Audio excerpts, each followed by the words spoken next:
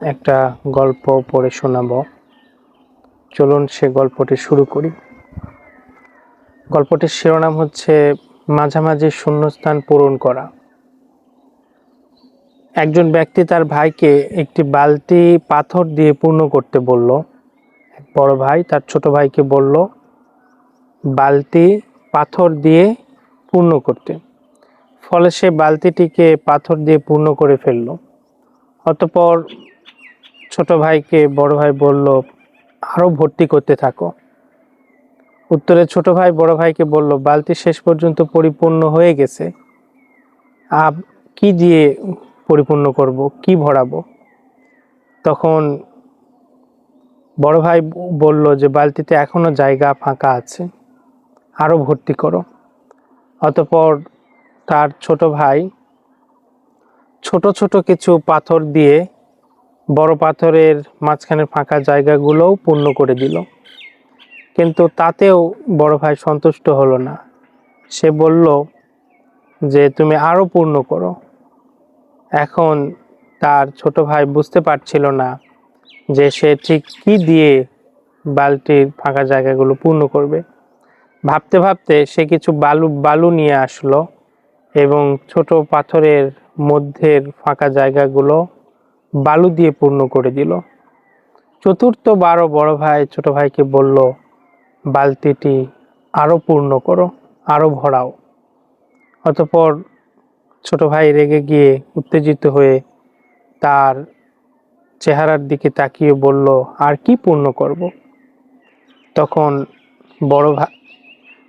বড় ভাই সে কিছু পানি নিয়ে আসলো এবং বালতির ভিতরে ঢেলে দিল এবং পানিগুলো বালতি ধারণ করলো এবং সমস্ত ফাঁকা জায়গাগুলো পরিপূর্ণ হয়ে গেল।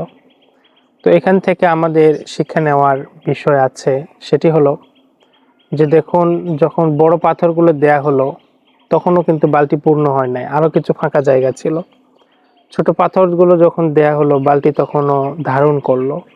এরপরে যখন বালু দেয়া হলো বালুগুলো বালতি ধারণ করলো। এরপর ছোট ভাই মনে করেছিল আর তো দেওয়ার মতো কিছুই থাকে না, নেই, তাহলে এখন কি করার, তার মাথায় আসছিল না। কিন্তু বড় ভাই তখনও পানি নিয়ে আসলো এবং বালতিতে ঢাললো এবং বালতি সেগুলো গ্রহণ করলো এবং বালতি সমস্ত ফাঁকা জায়গাগুলো পরিপূর্ণ হয়ে গেল। এটা আমাদের জীবনের সাথে আমরা মিলাতে পারি। আমরা সময়ের যে সদ্ব্যবহার করি সেখানে আমরা প্রথমে বড় বড় পাথর দিয়ে আমাদের সময়গুলোকে সাজাই। আমরা মনে করি যে আমরা তো কাজ করছি, কিন্তু আমাদের জীবনে মৌলিক কাজের পরেও আরো কিছু সময় থাকে যেগুলাতেও প্রোডাক্টিভ কাজ করা যায়, যেগুলাতেও আমরা অন্য কোনো কাজ করতে পারি আমাদের জীবনের জন্য সুবিধার্থে, আমাদের নিজেদের উপকারার্থে।